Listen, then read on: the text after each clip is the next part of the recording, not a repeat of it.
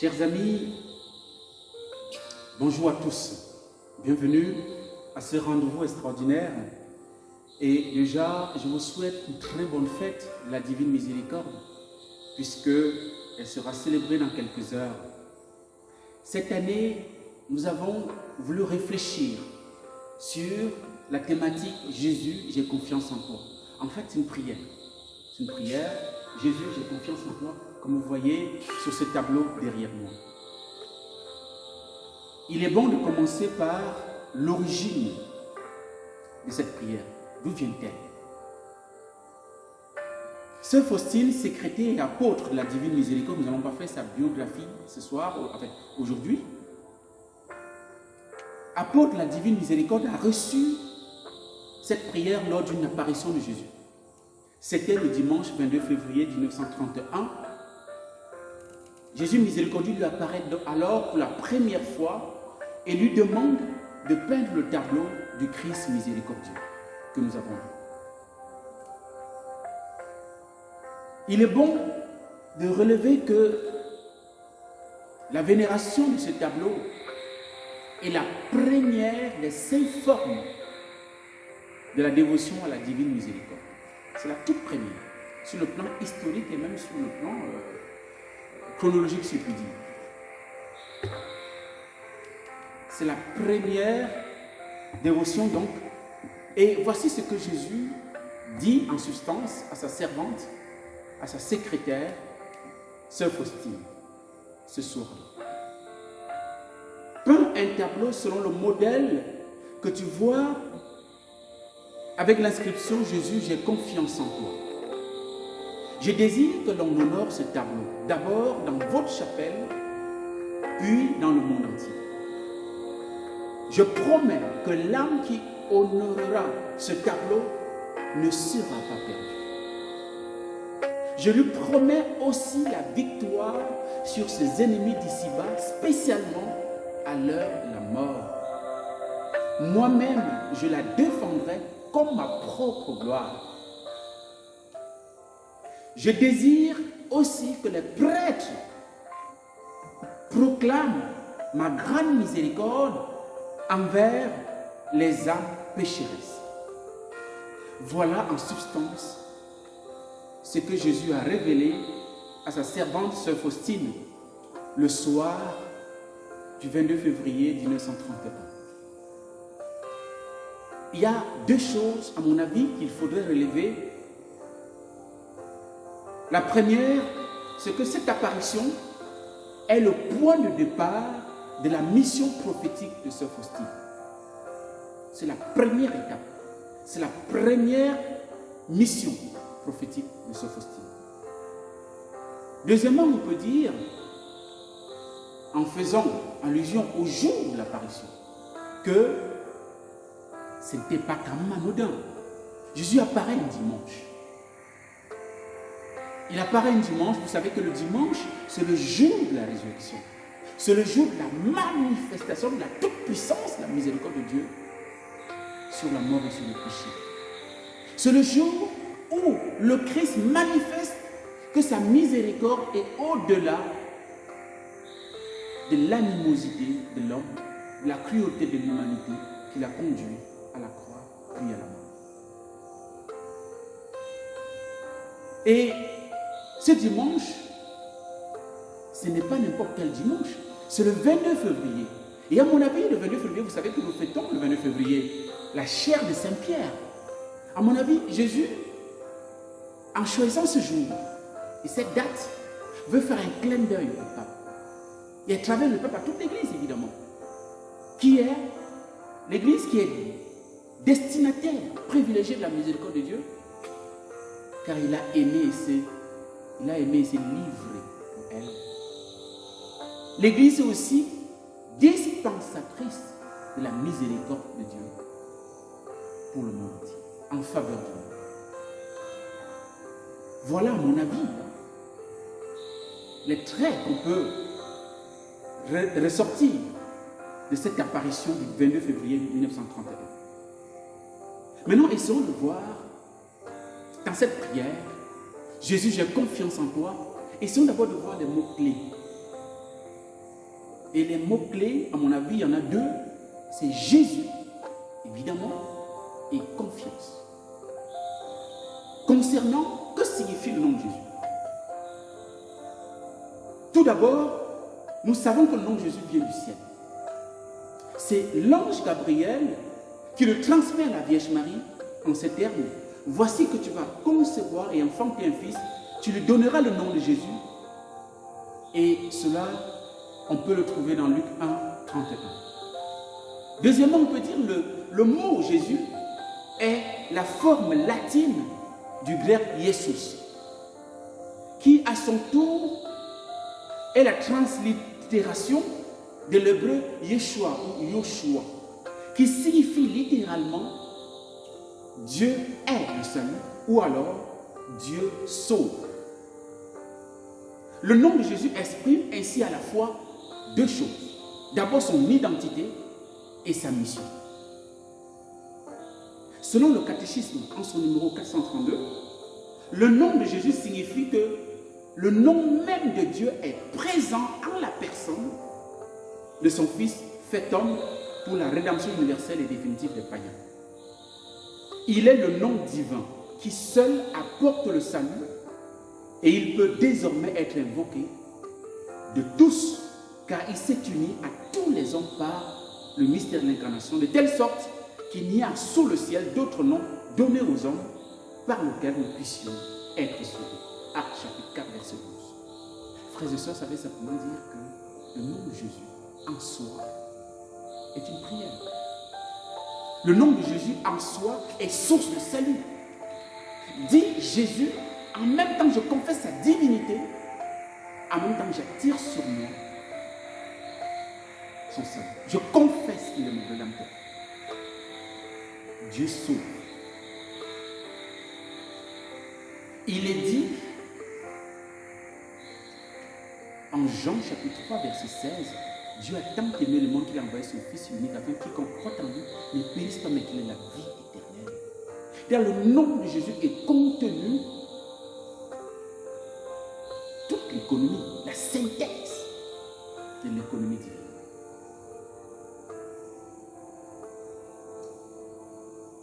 Passons au mot confiance. Que signifie ce mot confiance?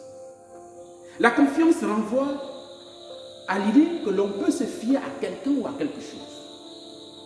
Dans l'étymologie latine, le verbe confier, du latin confidere, c'est-à-dire cum, qui signifie avec, et fidere, qui signifie fier, signifie qu'on remet quelque chose de précieux à quelqu'un, en se fiant en lui et en s'abandonnant ainsi à sa bienveillance, à sa bonne foi. Ainsi, confiance et foi, foi qui est une vertu théologale, ont une commune étymologie latine. Et on retient ainsi que la confiance comporte l'idée d'abandon et de dépendance. Se fier à, se confier à, s'abandonner à, c'est cela faire confiance. C'est cela se fier. Voilà un petit peu présenter les deux termes majeurs de cette prière. Jésus, j'ai confiance en toi. Jésus, Dieu qui sauve, et confiance qui appelle l'abandon, la dépendance. Maintenant, essayons de comprendre un petit peu dans son ensemble cette petite prière. Qu'est-ce qu'elle est? Jésus, j'ai confiance en toi. C'est une prière théologique et complète. J'ai envie de dire une prière théologale et complète, puisqu'elle vient de Dieu, elle vient de Jésus, évidemment. Cette prière dont la simplicité n'a d'égal que sa profondeur théologale et théologique. Elle est caractérisée, si vous voulez, sa théologalité repose sur le fait que c'est en même temps une prière de foi, de charité et d'espérance. Cette prière est une synthèse du triple acte des triples actes de foi, de charité et d'espérance. Dans l'autre de la foi, cette prière est l'équivalent de « je crois en Dieu ». Dis « Jésus, j'ai confiance en toi » signifie en même temps « je crois en Dieu ». Le premier article de foi. C'est aussi l'alter ego de ce que la Vierge Marie dit dans son fiat à l'ange, en Luc 1, 38. Je suis la servante du Seigneur, qu'il me soit fait selon ta parole. Autrement dit, j'ai confiance en la parole de Dieu. Elle pose un acte de foi et d'obéissance en donnant son fiat. Elle dit, j'ai confiance au projet divin sur ma vie. C'est un acte de charité qui peut trouver son application, si on peut dire, dans cette prière extraordinaire de Saint Pierre en Jean 21, 17. C'était après la résurrection. Lorsque Jésus pose la question à Pierre, Pierre, m'aimes-tu plus que ceci? Et Pierre, à la troisième fois, va dire, Seigneur, tu connais tout. Tu sais bien que je t'aime. Wow, qu'est-ce que c'est beau. C'est une manière pour Pierre de dire, Seigneur, j'ai confiance en toi. Et tu me connais. Je n'ai rien te caché, tu sais tout. C'est un acte d'affection, un acte d'amour, un acte de charité, la manière de la part de Pierre. C'est une confession de charité. C'est aussi un acte d'espérance. Et on peut toujours convoquer Pierre à travers ces paroles qu'il a prononcées au moment où il sombrait dans la mer un jour. Seigneur, sauve-moi. Comme pour dire, mais tu es ma seule planche de salut. Tu es ma seule espérance. Vers qui irai-je? Seigneur, sauve-moi. Et c'est encore Pierre qui, dans Jean chapitre 6, verset 68, dira à Jésus, à qui irions-nous? Tu as les paroles de la vie éternelle. Et là, en prononçant cela, en disant cela, Pierre confesse sa confiance absolue en Jésus. Il dit en d'autres termes, Jésus, mais j'ai confiance en toi. Nous avons confiance en tes paroles. À qui irions-nous? Tu es notre espérance. Voilà ce qui caractérise la théologalité de cette prière, de cette petite prière qui est en même temps la synthèse, qui est une synthèse complète d'une prière chrétienne. Maintenant, essayons de comprendre ce que cette prière peut vouloir dire pour nous aujourd'hui. Pour la comprendre, frères et sœurs, chers amis, je voudrais vous proposer le texte de Matthieu 14, les versets 22 à 33.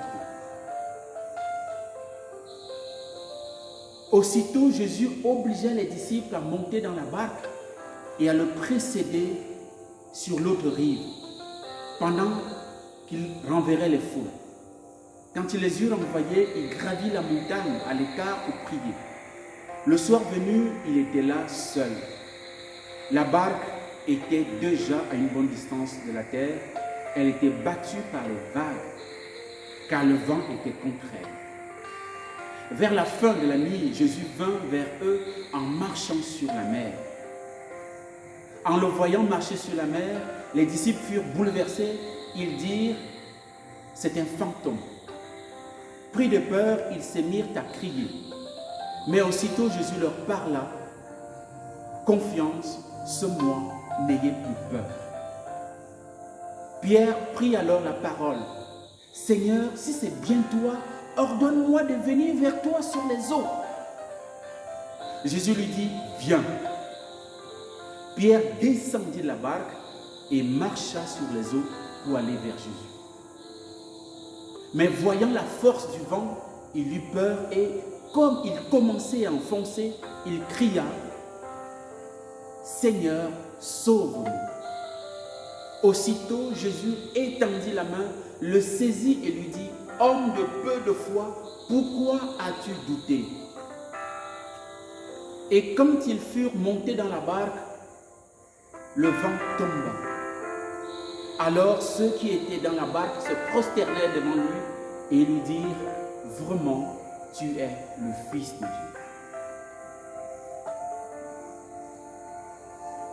Chers amis, ce texte est un peu semblable à ce que le pape a pris récemment pour parler au monde avant l'adoration au thème de laquelle il nous a donné sa bénédiction Ubi et Dorus. J'ai choisi ce texte parce que c'est très parlant par rapport à la situation dans laquelle nous vivons. Frères et sœurs, Pierre marchait sur les eaux. D'abord, il est bon qu'on situe un peu les choses. Quelle est la signification des eaux dans la Bible? Dans la Bible, la mer est toujours le lieu du danger, de l'insaisissable. C'est le lieu où périt, par exemple, les Égyptiens qui poursuivaient les Hébreux. C'est aussi le lieu où Jésus envoyait les porcs mourir avec, n'est-ce pas, les démons. Nous sommes dans Marc chapitre 5. La mer est bien le lieu de mort.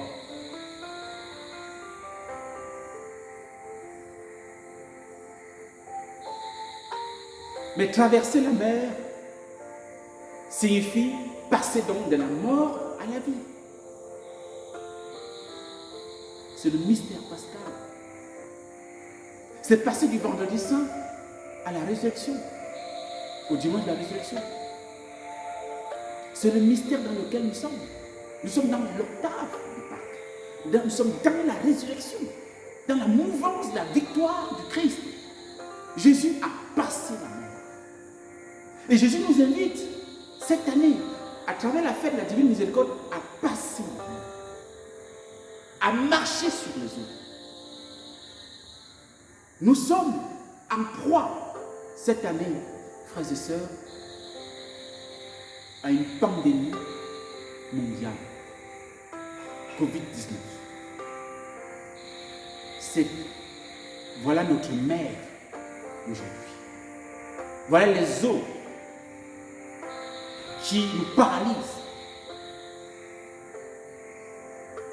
Cette maladie est notre ennemi commun et universel. Elle a chamboulé toutes les programmations dans le monde et de tout le monde. Elle a tué des vies.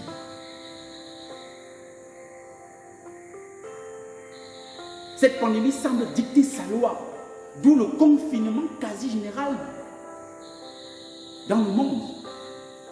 Près de la moitié de l'humanité est confinée à cause de cet ennemi invisible, mais qui fait des ravages. C'est pourquoi, cette année, nous vivons, nous célébrons la divine miséricorde via les réseaux sociaux, via Internet. Cette pandémie a créé la peur générale. Depuis l'apparition de cette maladie, les vents sont contraires. Nous l'avons entendu dans l'évangile. Les vagues battaient la barque en brèche. La mer était contraire. Tout chamboulait. C'est ce que nous vivons en ce moment. Et Dieu seul sait combien, même à côté de cette pandémie qui tétanise le monde entier, nous avons aussi nos propres vagues, nous avons nos propres eaux qui nous fatiguent, qui nous paralysent, qui nous empêchent d'avoir un horizon d'espérance, qui nous empêchent d'avoir une vision sur le futur qui soit optimiste, qui soit favorable. Frères et sœurs, la peur de choper la maladie, la peur d'en mourir, nous empêche de nous mouvoir. Nous sommes confinés, nous sommes à la maison. Quelle est la réponse de Jésus à ce que nous vivons aujourd'hui? Quelle est la réponse de Jésus par rapport à tout ce que nous traversons? au niveau personnel, comme au niveau communautaire, comme au niveau national et mondial. Quelle est la réponse de Jésus à notre frayeur? La réponse de Jésus, c'est confiance, c'est moi, n'ayez pas peur. En d'autres termes, faites-moi confiance. L'antidote de la peur, c'est la confiance en Jésus et en Jésus seul. Il est l'unique sauveur du monde. Il est celui qui a le nom, qui est le seul sous le ciel, par lequel quiconque peut être sauvé. Quelle que soit ta religion, quel que soit ce à quoi tu crois, mon frère, ma soeur en humanité, sache aujourd'hui que la seule personne qui peut te sauver dans tout ce que tu vis, je dis bien dans tout ce que tu vis, s'appelle Jésus-Christ de Nazareth. Il n'y en a pas d'autre. C'est lui la réponse à toute peur, à toute frayeur, à toute psychose. Il est l'antidote de la peur. Et cet antidote de la peur peut être exorcisé, en fait, est contenu, si on peut dire, dans cette prière simple. Jésus, j'ai confiance en toi. Elle résume cette prière. Tout. Le nom de Jésus, qui est vrai Dieu, qui est vrai homme, sauveur du monde, du péché et de la mort, en qui je me confie, en qui je m'abandonne, en qui je me livre, en qui je proclame ma dépendance absolue. Parce qu'en lui, j'ai l'assurance, comme il a dit dans sa promesse à sœur Faustine, je promets que l'âme qui honorera ce tableau, bien sûr avec cette prière, ne sera pas. Je promets aussi la victoire sur ses ennemis d'ici-bas, et spécialement à l'heure de la mort. Il n'y a rien qui peut dépasser Jésus. Rien, mon frère. Rien, ma soeur.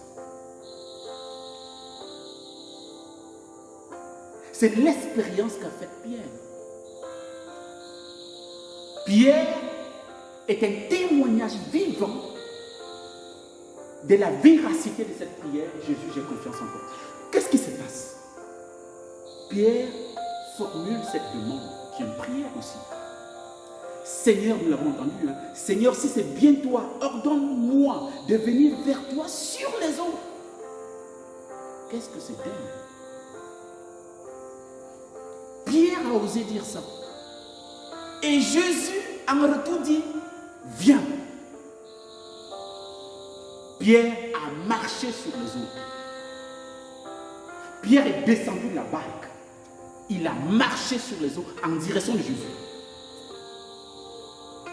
Peut-être qu'on n'a jamais, on ne s'est jamais beaucoup arrêté à cet épisode. Mais c'est arrêt sur image, mais c'est extraordinaire. Mais c'est de l'inconcevable. Qu'est-ce qui s'est passé dans la tête de Pierre à ce moment-là? Qu'est-ce qui lui a piqué? Quelle bête lui a piqué pour lui inspirer ce genre de prière?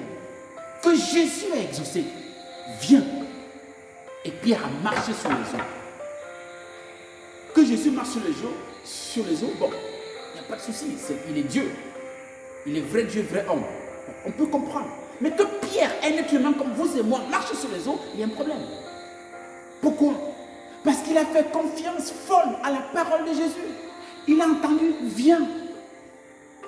Et Pierre, connaissant son ami Jésus, n'a pas hésité à descendre la barque pour marcher sur les eaux. Il a marché sur les eaux, frères et sœurs. Il a marché sur les eaux, chers amis.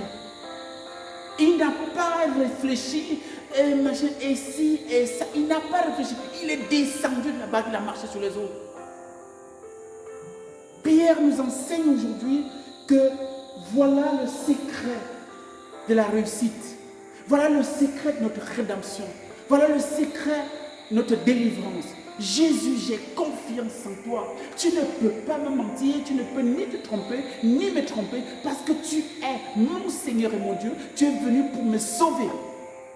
C'est pour ça que tu es apparu. C'est pour me sauver. Et Saint-Pierre nous enseigne aujourd'hui que nous pouvons marcher royalement, j'ai dit bien royalement, sur nos problèmes, sur les eaux de nos difficultés, sur les eaux de nos soucis. Saint-Pierre nous dit, c'est possible à condition de faire confiance à Jésus de Nazareth.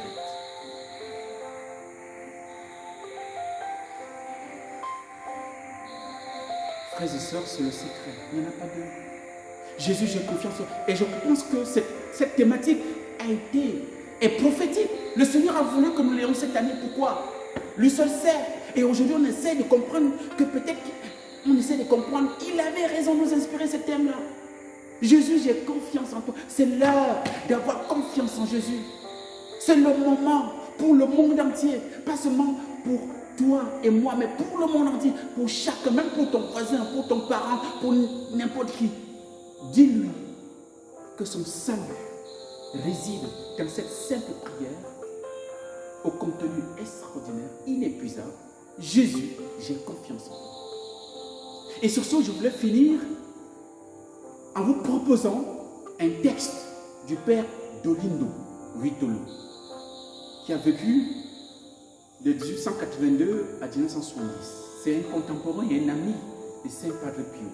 Lui-même est en cours de canonisation et c'est un grand mystique. Et il a composé ce texte en s'inspirant de cette prière que Jésus enseignait à Sœur Faustine. Jésus, j'ai confiance en toi. Et il va mettre des paroles sur la bouche de Jésus. Des paroles extraordinaires que je vous invite à écouter attentivement. Et ce texte, on peut le trouver sur Internet. Voilà comment il commence. Pourquoi est-ce que tu paniques et tu t'agites face aux problèmes de la vie? Lorsque tu as fait ton possible pour essayer de les résoudre, laisse-moi le reste. Si tu t'abandonnes à moi, tout s'arrangera avec tranquillité selon mes desseins. Ne désespère pas, ne m'adresse pas une prière agitée, comme si tu voulais exiger de moi que j'accomplisse ce que tu désires. Ferme les yeux de ton cœur et dis-moi avec calme, Jésus, j'ai confiance en toi. Évite les soucis, les angoisses et les pensées sur ce qui pourrait arriver par la suite. Pierre n'a pas réfléchi de ce qui est arrivé sur la suite.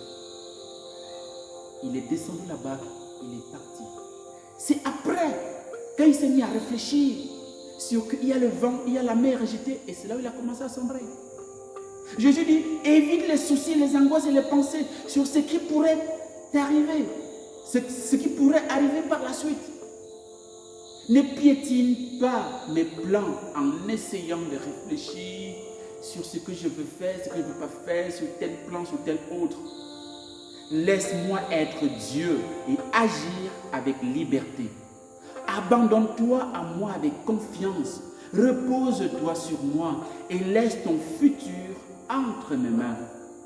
Dis-moi régulièrement, Jésus, j'ai confiance en toi.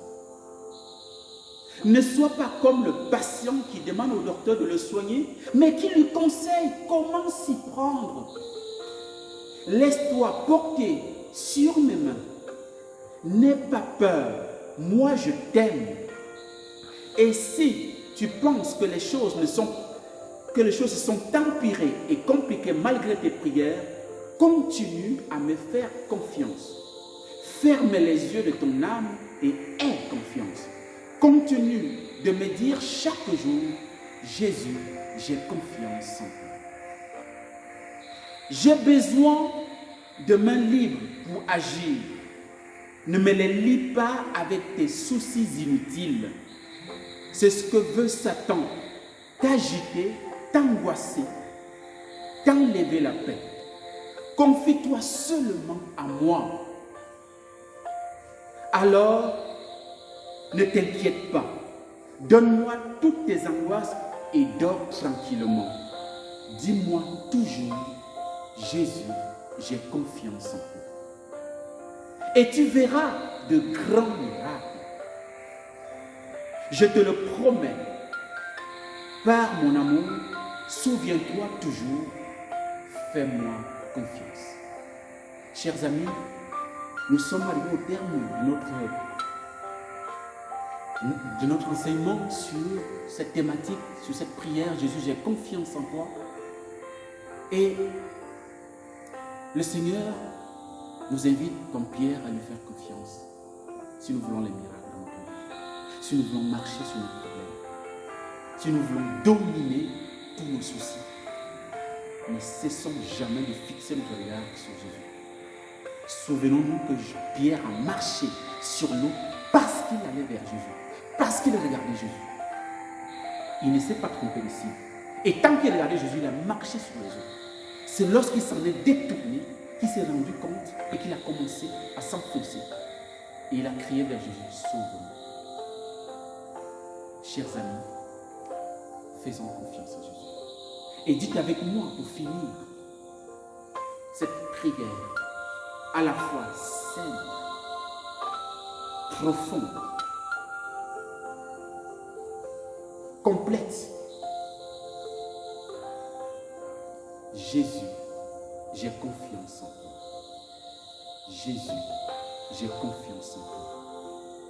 Jésus, j'ai confiance en toi. Et que Dieu Tout-Puissant vous bénisse et vous garde, le Père, le Fils et le Saint-Esprit. Amen.